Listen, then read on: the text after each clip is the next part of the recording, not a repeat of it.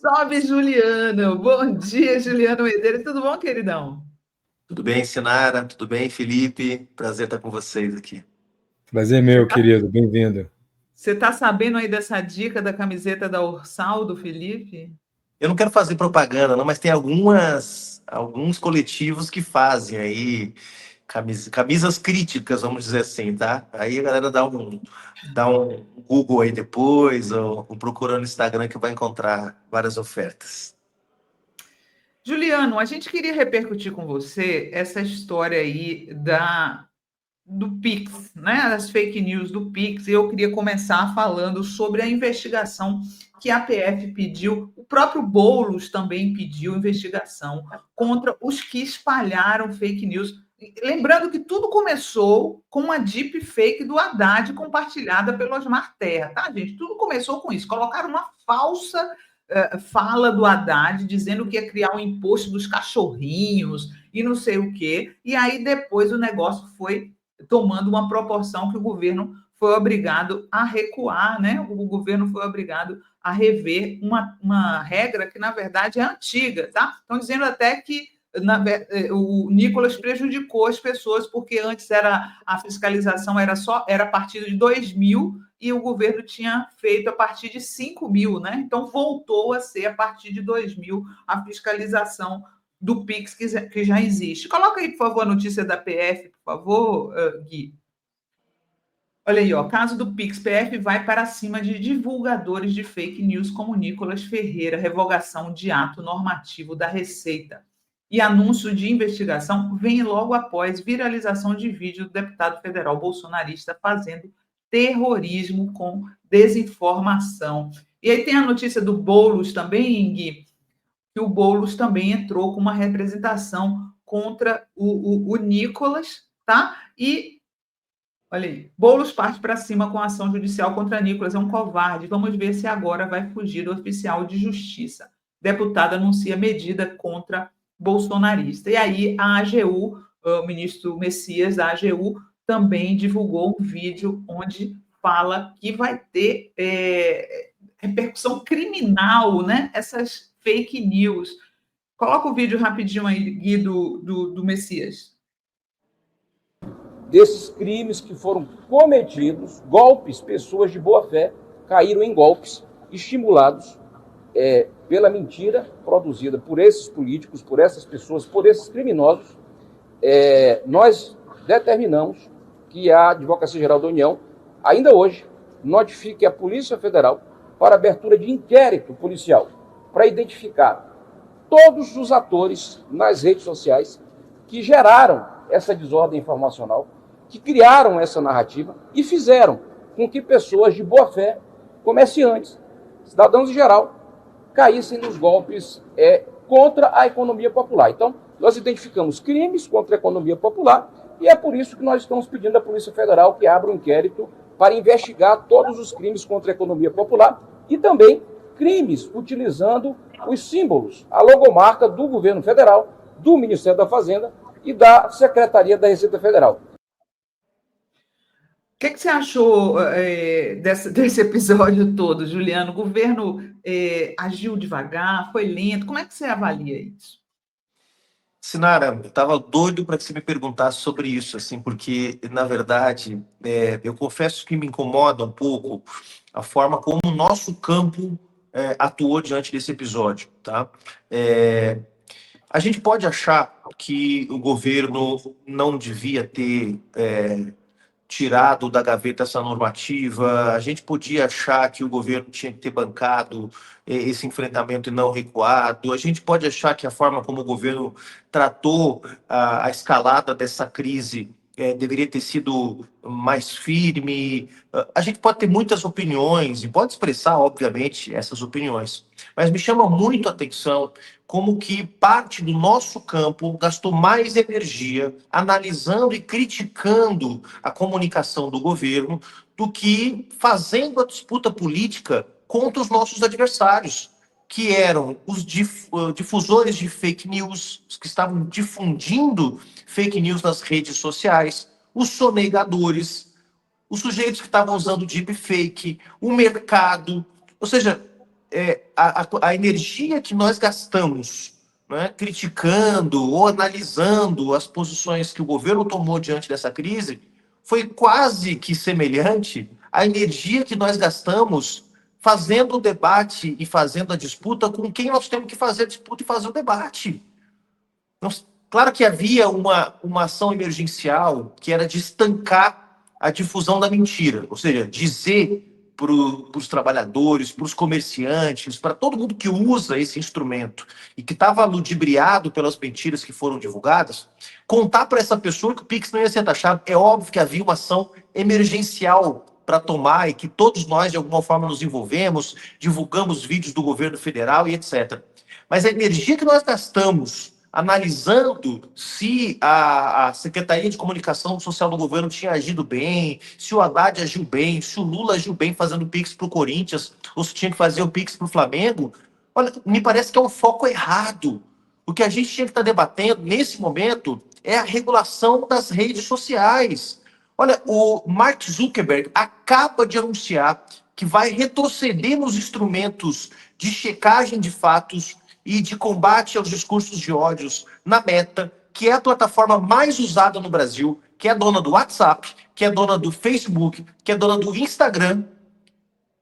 E isso sim teria uma capacidade infinitamente superior de combater uma fake news, seria as próprias empresas serem obrigadas a fazer uma checagem mais rigorosa dessas mentiras, do que o governo ter que gastar milhões de reais patrocinando, impulsionando conteúdo nas redes. A gente, apoiadores do governo, nós que somos apoiadores do governo, parar tudo que a gente está fazendo para ficar divulgando informações do governo federal. Uma forma simples de resolver isso, regulamentação das redes sociais. Então o governo pode ter errado, o governo pode ter sido mais lento, o governo pode ter escolhido o momento errado de fazer, pode ter feito a resposta de um jeito que a gente acha que é insuficiente, pode estar orientado por uma linha, por uma política econômica de arrecadação que não está bem ajustada, porque o foco tinha que ser a taxação das grandes fortunas, dos bilionários, né, como já está sendo anunciado e defendido pelo governo, sem o apoio do Congresso Nacional. Mas a energia que nós gastamos criticando o governo, é desproporcional à energia que nós temos que estar gastando combatendo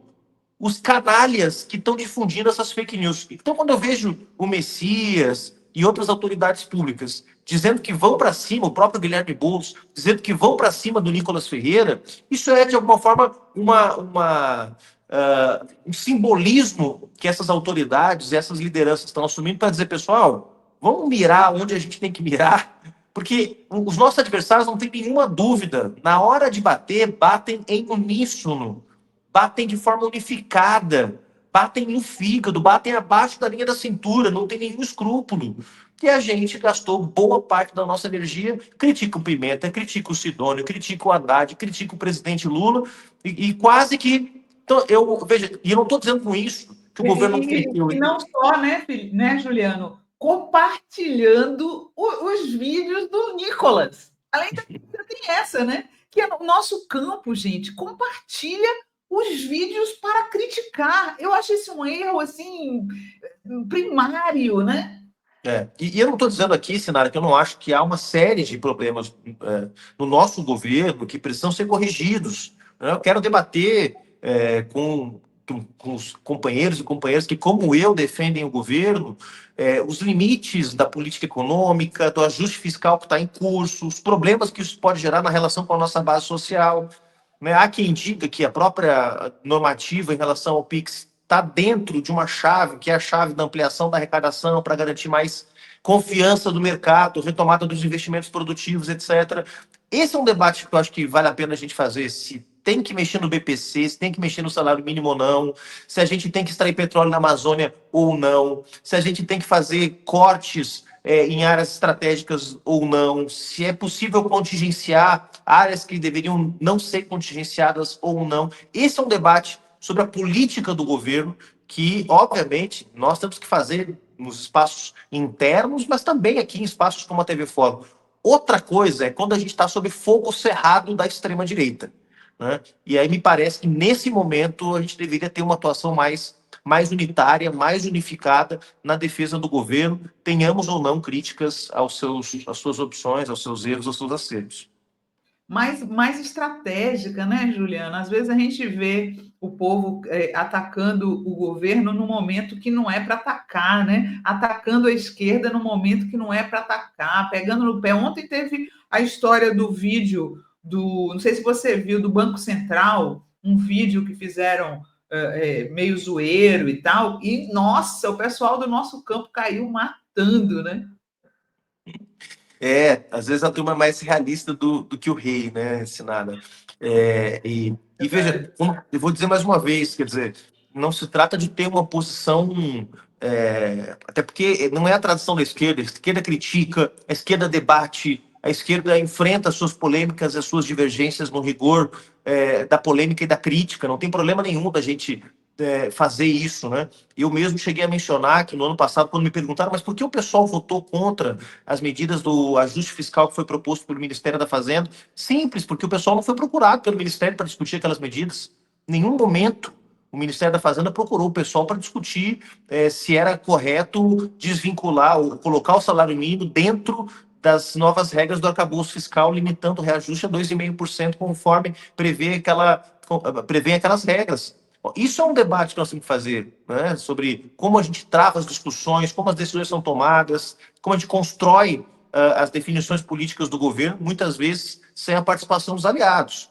Outra coisa é você ter o Nicolas Ferreira, o Mark Zuckerberg, o Elon Musk e todo mundo atacando com mentiras, né? Uma medida é a gente vacilar ou gastar energia. Então, eu acho que me surpreendeu um pouco, né? Agora, isso também fala, Sinara e Felipe, um pouco sobre uma certa indisposição de parte da nossa base social. E eu acho que isso a gente deve ficar atento, tá?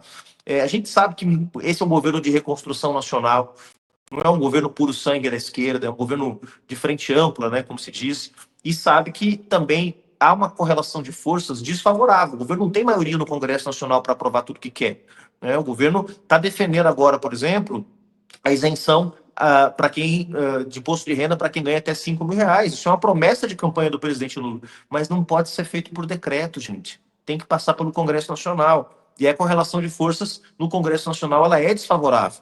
Então, eu acho que, honestamente, o governo também precisa comprar algumas disputas de forma mais intensa, né, tentar pautar um pouco o debate público. A gente está vendo lá a presidenta do México, né, seguindo uma tradição do Andrés Manuel López Obrador, com as manhaneiras, né, de fazer todo dia de manhã uma coletiva de imprensa de 30 minutos para pautar o debate na imprensa, para pautar o debate na opinião pública, né? E muitas vezes a gente acaba tendo uma postura no nosso governo mais reativa, né? Agora, de fato, me chamou a atenção uma certa má vontade, para usar um termo no popular, assim, de uma parte da nossa militância com o governo. Eu cuidaria disso. Eu não trataria isso como uma falta de solidariedade apenas, entende? Como uma falta de comprometimento, de quem não está confortável. Eu trataria isso como indícios, como sinais, né, como sintoma de algo que precisa ser tratado. Se o nosso campo político vacila na hora de defender, bom, também é porque a gente precisa, talvez, entregar um pouco mais do nosso campo político, né? E isso não se faz só cobrando as pessoas para que elas sejam mais solidárias com o governo, mas também fazendo com que as conquistas que o governo está tendo, os avanços que o governo está tendo, cheguem mais fortemente à nossa base social, porque ela perceba esses avanços e essas conquistas, né? Felipe. Eu estava tentando apurar aqui, o Juliano, dentro dessa lógica que você menciona, com a qual eu concordo. A gente já estava em outro grupo discutindo isso, né, e acho que perdemos muito tempo discutindo, como você mesmo menciona, a comunicação, quando devíamos entrar para um embate político. Mas você não acha também que virou um embate político em que a gente é colocado nas cordas pela potência que a extrema-direita tem nas redes sociais? Né? O que falta para a gente ter essa potência também, para a gente ter de volta isso? Porque eu não consigo ver, eu brinco aqui o tempo inteiro que no nazismo uma mentira contada 1000 vezes virou a verdade. Agora uma mentira contada uma vez vira verdade. Né? Essa é a potência das redes sociais nas estratégias neonazistas. Como é que a gente reage? A primeira coisa, Felipe, eu uso sempre esse exemplo, tá? A última grande disputa narrativa, vou chamar assim, tá? Sei que esse é um termo, mas a última disputa comunicacional que o presidente Lula peitou, bancou, deu entrevista todos os dias falando daquele assunto e levou foi a disputa em torno da taxa de juros contra o Campos Neto. No primeiro ano do governo, o presidente Lula começou um processo de disputa pública sobre a necessidade de reduzir a taxa de juros, que era impossível estimular o investimento produtivo com taxas de juros na casa dos 12%, que era necessário baixar os juros porque isso estava impactando o consumo das famílias e a oferta de crédito. Ou seja, que a política do Campos Neto era uma política de sabotagem do programa que foi eleito pela maioria do povo brasileiro nas urnas em 2022. Foram convocadas manifestações, mas as manifestações, eu participei de uma delas na Avenida Paulista, pelo movimento sindical, foram muito tímidas. Então não foi a força social que fez com que a gente vencesse aquela batalha em torno dos juros. Foi uma decisão do presidente Lula de pautar o debate público. E eu acho que isso deveria ser feito mais frequentemente. Quem sou eu para dar conselho para o presidente Lula, né? Mas se tem uma coisa que a gente tem, uma potência que a gente tem, um canhão que a gente tem, é exatamente a capacidade do presidente Lula de pautar o debate público. Então, eu acho que essa capacidade deveria ser mais utilizada, né? Em outras palavras, menos Lula chefe de Estado, mais Lula líder político. Porque nesse momento é um pouco, acho, do que a gente está precisando. É uma grande vantagem comparativa que nós temos com a extrema-direita. A extrema-direita, além de estar dividida, não consegue ter o seu líder principal, que é o Bolsonaro, com a força e com a capacidade de mobilização que o presidente Lula tem. Então, acho que essa é a primeira coisa. Eu esperaria que o governo e o presidente pautassem mais algumas disputas, como fizeram agora no final do ano. Porque para enfraquecer, vamos dizer assim, a polêmica envolvendo o salário mínimo e o BPC, o governo anunciou, junto com o pacote de ajuste fiscal, a intenção de isentar o imposto de renda para quem ganha até R$ 5.000. Não foi enviado nenhum projeto de lei para a Câmara. Não tem nada tramitando na Câmara sobre isso. Mas o governo antecipou o anúncio de que vai chegar nisso até o final do governo. Para quê? Para enfraquecer qualquer uso político mais crítico dos ajustes que estavam em curso no BPC e no salário mínimo. Então, quer dizer que aí o governo se movimenta para conter o dano, para conter o estrago, né, que uma medida negativa pode ter. E quando outra medida o governo não se prepara, então eu acho que tem que ter mais protagonismo das lideranças políticas na disputa de posições, tem que ter mais preparação. O exemplo daquele projeto de lei para garantir direitos aos motoristas de aplicativo, para mim, é ilustrativo. O governo apresenta um projeto que é rechaçado pelos principais beneficiários do projeto. Quer dizer, por que isso aconteceu? Porque não houve uma preparação prévia. Então, primeiro, preparar melhor o nosso campo para disputa. E segundo, ter mais disposição para comprar certas brigas e para sustentá-las no tempo. Né? E, claro, eu acho que ter capacidade de construir mais consenso no nosso campo. No nosso campo, ele tem enfrentado aí dificuldades. Né? A gente teve agora na votação do ajuste fiscal diferenças no nosso campo, e essas diferenças elas não podem se avolumar, porque isso vai trazer mais dificuldade. Mas eu usaria essa arma secreta chamada Luiz Inácio Lula da Silva mais vezes e prepararia também melhor os nossos embates para não cometer erros como que foi cometido, por exemplo, no projeto de lei que previa direitos para os trabalhadores de aplicativo. Ô, Juliano, eu sempre vivo dizendo isso aqui, disse ontem, aliás, mandei o vídeo lá no nosso grupo, que uma coisa é a publicidade, outra coisa é o agendamento. Tem que agendar o debate público. E a gente perdeu, como faz a presidente do México, todo dia de manhã ela vai lá, a presidenta do México agenda o debate público no México, não é à toa que tem 80% de popularidade. E a gente perdeu, por exemplo, essa oportunidade com a questão da jornada de trabalho. Estava sendo pautado e aí, de repente, sumiu do mapa. A gente tem voo de galinha quando tenta agendar o debate público. O que está faltando para a gente conseguir permanecer nesse agendamento? Acho que aí o problema é político, tá? O problema não é de comunicação, né? Muitas vezes a gente separa comunicação e política. Há uma opção, né, no governo de tentar dividir, vamos chamar assim, parte do centro, né? E atrair parte do centro para a base de apoio do governo, né? Então, aqueles temas que possam causar atrito, que possam causar qualquer tipo de mal-estar com o centro, que está sendo disputado com o bolsonarismo pelo governo, o governo tenta contornar. Então, o tema da jornada 6x1, eu acho que é bastante ilustrativo. O governo não encampou a luta do 6x1. E não encampou porque essa luta ela poderia gerar mal-estar com os setores do centro, com os setores do mercado que o governo está disputando. Tá? Então, é uma opção política, né? E essas opções políticas elas têm o seu preço. Né? Então, por um lado, o governo não se indispôs com o centro, que pode lá na frente, quem sabe, trazer algum tipo de dividendo político eleitoral, mas perdeu a oportunidade de ser parte de uma disputa política mais estratégica, eu diria até. Né? Porque nesse momento, no momento de ofensiva do capital sobre o trabalho, garantir direitos para as maiorias sociais pode ser uma vantagem comparativa extraordinária. É claro que o governo está tomando medidas para cuidar de quem mais precisa do Estado, seja através do pé de meia, seja através agora do novo programa para estímulo à formação de professores, seja através de uma série de políticas de cuidado e bem-estar.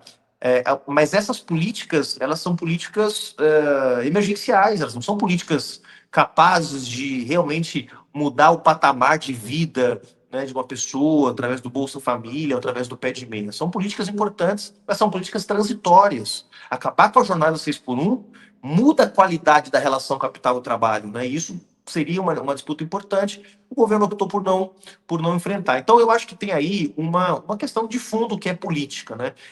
Eu acho que a gente tem separado muito comunicação e política, e isso não é muito correto do ponto de vista da análise, sabe, Felipe? Porque a gente pensa a comunicação como a gente pensava há 20 anos atrás. Como é que eu fazia política? Eu saía da minha casa, eu ia num terminal de ônibus, eu ia numa estação de metrô, com um panfletinho, né, e entregava o panfletinho lá contra a privatização da Petrobras, ou o panfletinho contra a privatização da Vale do Rio Doce. Então, a comunicação ela era só um instrumento da ação política. Hoje, a comunicação é em si mesma a ação política. Que quando eu entro no Twitter, no Facebook, no Instagram e faço uma postagem, eu não estou fazendo comunicação, eu estou disputando posição política. Então, essa separação, muita gente tem me perguntado, você acha que a troca do Pimenta pelo Sidônio vai fazer muita diferença? Se eu achar que o problema é só comunicação, vai fazer uma baita diferença, porque o Sidônio tem 30 anos de trabalho como publicitário. Se eu achar que o problema também é político, bom, então também tem que ter um ajuste de rota na política. E esse ajuste de rota na política tem a ver com disputar uma agenda para o país, que é de crescimento econômico, que é de mais direitos, que é de distribuição de renda, mas que também é de enfrentamento aos interesses do capital, porque não tem como hoje você garantir emprego, salário, investimento, sem brigar com a taxa de juros do Banco Central, sem brigar com as desonerações, sem brigar com os bilionários que não querem pagar imposto. Então, com alguém nós vamos ter que brigar, gente. Não pode ser só com a extrema-direita e com o Nicolas. Porque se for só com a extrema-direita e com o Nicolas, é porque eles estão pautando o debate, e não a gente. Exatamente, a gente tem falado muito sobre isso.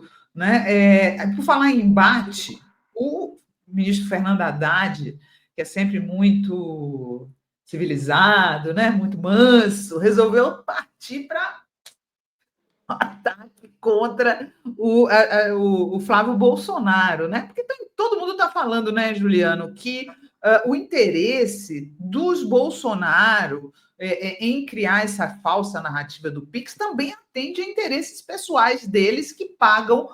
Bolsonaro pegou 17 milhões via Pix de doadores, né? O Flávio comprou a mansão, quitou a mansão, não se sabe como. Então, assim, existe um interesse particular aí dos Bolsonaro nessa questão da fiscalização dos Pix.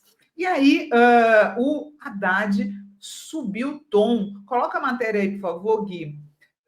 O Haddad subiu o tom contra o Flávio Bolsonaro, falando da rachadinha, né? Haddad sai da defensiva e sobe o tom contra Flávio Bolsonaro. Foi pego pela Receita por rachadinha. O ministro da Fazenda, ao comentar as fake news sobre taxação do Pix, adotou fala mais incisiva e relembrou denúncias de corrupção contra o senador. Coloca o vídeo do Haddad, por favor, Gui.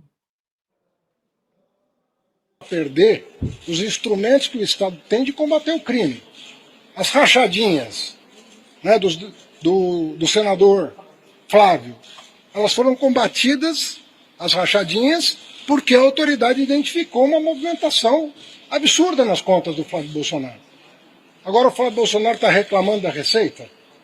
Ele não pode reclamar da Receita, ele foi pego pela Receita. Então não adianta esse pessoal que comprou mais de 100 imóveis com dinheiro de rachadinha, não pode ficar indignada com o trabalho sério que a Receita está fazendo.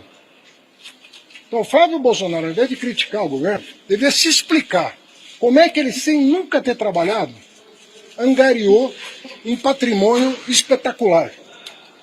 Quem combateu esse tipo de crime foi a Receita Federal, com esses instrumentos. Então, nós precisamos de instrumentos para combater o crime organizado. Então, nós vamos dialogar para chegar a um denominador comum. Queremos combater o crime organizado? Queremos combater o tráfico? Queremos combater os crimes cibernéticos? Nós precisamos de informação. Quais são as informações relevantes para combater o crime? Nós vamos ter que tomar essa decisão. E nós vamos tomar. Agora, precisa ser um projeto de Estado.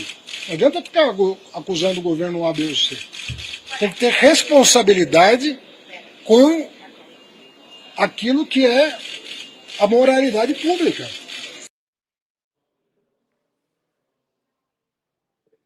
É isso, é isso. Aí o Flávio Bolsonaro, Juliano e pessoal, ele respondeu, eu vou poupar vocês aqui o vídeo do Flávio Bolsonaro, mas ele sentiu, aí chamou a Haddad de taxade e tal, mas o fato é que o Flávio Bolsonaro não conseguiu comprovar ainda de onde veio a renda para ele quitar um imóvel que tinha sido financiado há 27 anos, como bem lembrou o Berzoini aqui essa semana. Você acha que o tom que o Haddad adotou de ir para o embate com o Flávio é o que você chama de ir para a disputa, Juliano? Não, é isso. Eu gostei muito Porque, veja, a impressão que ficou nesse episódio todo do Pix é que a gente recuou, e recuou porque podia ter alguma coisa errada. Quer dizer, para a opinião pública, para o grande público que a gente está disputando, fica a impressão de que, quem sabe, não tinha alguma coisa errada mesmo. Né? Então, desse ponto de vista, eu acho que o recuo pode dar um sinal trocado. Por isso que ir para cima é muito importante. Né? Fazer a disputa é muito importante. Talvez o governo não tenha se preparado adequadamente para fazer essa disputa. Né? Essa normativa não é nem de agora, é uma normativa, se não me engano, do mês de setembro, outubro, né? que ganhou publicidade, ou que passou a vigorar agora no mês de janeiro, né? pelo que eu li. O bolsonarismo vai fazer isso muitas vezes, gente. Vocês lembram quando teve o debate sobre a taxação das blusinhas da Shein, da Shein, não sei como é que fala, né? Sim. Toda disputa que foi feita, né? Então, eu acho que, e sim, o tom que o Haddad usa é um tom importante, acho que de ir para cima, de jogar a contradição para o lado dos nossos adversários, mas acho que a gente deveria ter feito isso preventivamente, né? Fazer depois que o estrago está feito tem menos impacto do que fazer preventivamente, como o Felipe mencionou aqui, né? Você preparar a pauta para o debate público, né? E se por um lado o debate, eu acho que está bem colocado pelo Haddad sobre o combate ao crime organizado, o combate à sonegação fiscal. Ele não mencionou nessa entrevista, mas em outras, a importância do Estado arrecadar mais e arrecadar melhor. Se, por um lado, tudo isso são elementos importantes, tem ainda uma disputa que a gente precisa fortalecer, que é realmente a disputa contra os privilégios do mercado, sejam as desonerações fiscais, que o Congresso Nacional renovou, 17 setores que recebem hoje benefícios fiscais, mantiveram esses privilégios. Mas é para manter emprego. Bom, onde esses benefícios são concedidos e graças a eles se mantém uma dinâmica de investimento produtivo, geração de emprego, muito bem, ninguém está questionando isso. O problema são as desonerações para aqueles setores da economia que embolsam a grana das desonerações e enviam os lucros para suas matrizes no exterior. E isso acontece muito.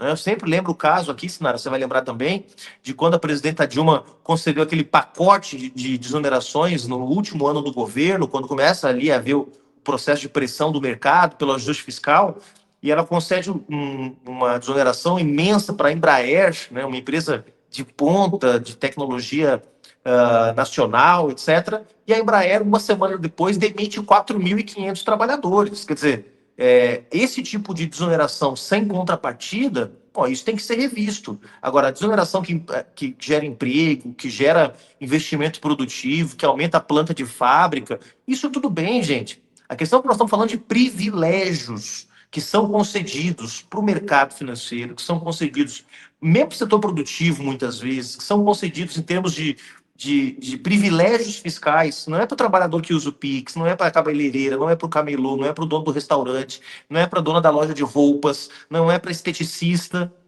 E esses privilégios a gente não está conseguindo, a partir do combate a esses privilégios, pautar um outro modelo. Né? O que tá vigorando, lamentavelmente, no debate público, graças à grande imprensa, mas também em setores do nosso governo, é a ideia de que tem que fazer realmente um ajuste nas contas públicas. E está errado. Está errado porque o Brasil está gastando o que é normal para um país do G20. O Brasil vai ter o quarto maior crescimento real entre os países do G20, 0,9%, descontado a inflação, de crescimento econômico real.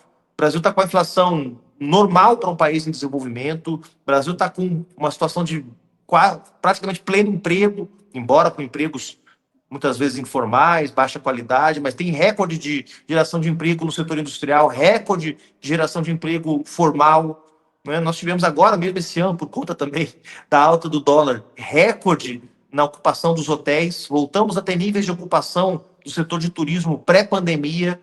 Então, assim, a situação do país não é esse caos fiscal que o mercado, que a grande imprensa vendem todos os dias.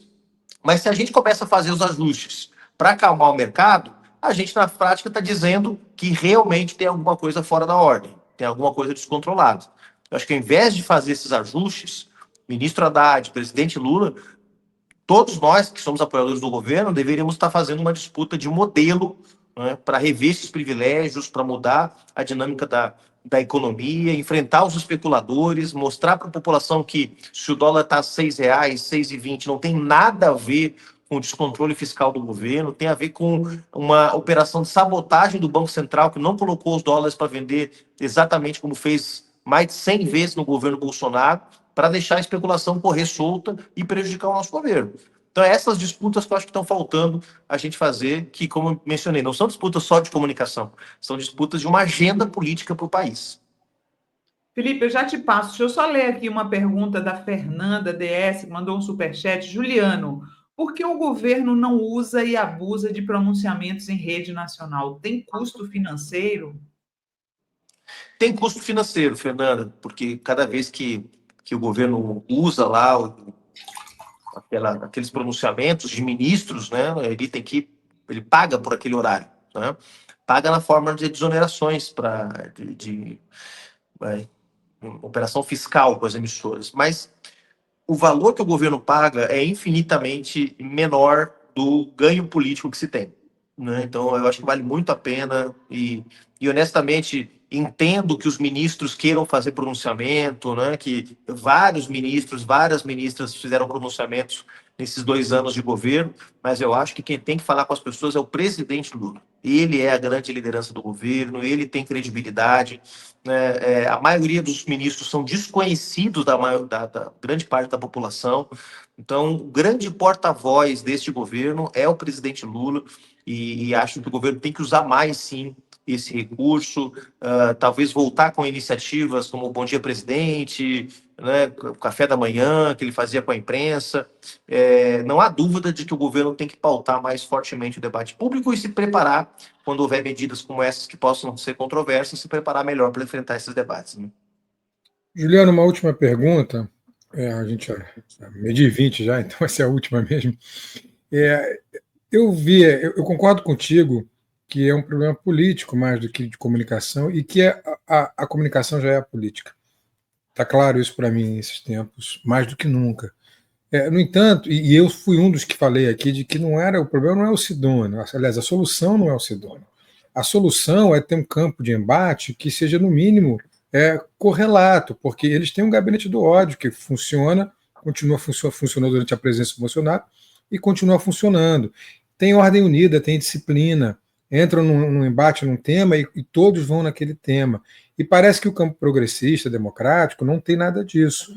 E aí eu te pergunto, não seria o caso de ter aspas, esses gabinetes, não vou chamar de gabinete do amor, é apenas porque é uma contraposição ao tal gabinete do ódio, o nome é horrível, mas não seria o caso de ter esses gabinetes digitais em cada ministério, né, para a política virar a comunicação e vice-versa, para que pudesse mostrar esses ministros que ninguém conhece e suas políticas públicas que estão acontecendo? Não seria o caso, em torno de dois conceitos que eu sempre defendo aqui, linguagem e velocidade, porque não adianta nada ter linguagem adequada se a velocidade é equivocada, como foi, a gente brincou aqui, o presidente Lula com a camisa do Corinthians, com o Pix de 2013. Tem que ter a velocidade, também tem que ser na hora. Mas para isso precisa de gente pensando em cada ministério. Você não acha que teria que haver essa pulverização? Mais que isso, né, Felipe? Concordando contigo, nós deveríamos ter mais articulação do nosso campo também, né? Quer dizer, não é possível que a gente saiba de políticas que são positivas do governo, que vão ser anunciadas pela imprensa. Não é possível que a gente saiba. E não só as coisas boas, as coisas ruins também, né? Não é possível que a gente saiba que a exploração de petróleo na Amazônia, que é algo altamente controverso dentro do nosso campo, vai ser liberado por uma entrevista que o ministro de Minas e Energia deu para a Folha. Bom, quem é o ministro de Minas e Energia para passar por cima do IBAMA, para fazer um anúncio como esse sem explicar, sem fazer disputa? Entende o estrago que isso causa? Né? O estrago que isso causa no nosso campo, que é majoritariamente crítico. Hoje, o movimento socioambiental brasileiro, de esquerda, é quase unânime contra a ideia da exploração do petróleo na Amazônia, seja na margem equatorial, seja na Amazônia. Eu entendo que esse é um debate que está em aberto, mas entende como é nocivo para a disputa de uma posição, quando um ministro, sem falar com ninguém, sem combinar com ninguém, vai lá na Folha de São Paulo, para a Folha de São Paulo, não é para fórum, não, e vai lá e anuncia que está quase resolvido o problema porque o IBAMA vai soltar a licença para exploração? Pô, não prepara no nosso campo o debate, não organiza no nosso campo o debate, desrespeita o IBAMA, passa por cima do presidente, entende? Então, tô para dar um exemplo de um cara que não é muito querido entre nós, que é o Alexandre Silveira, mas poderia usar um dos nossos, entende? Então, acho que tem uma desarticulação aí, sabe?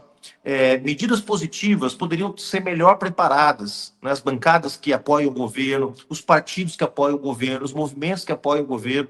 Não estou falando aqui de informação privilegiada. Olha, passa para fórum a notícia de que vai ser anunciado o programa social antes de anunciar. Mas organiza melhor, articula melhor, né?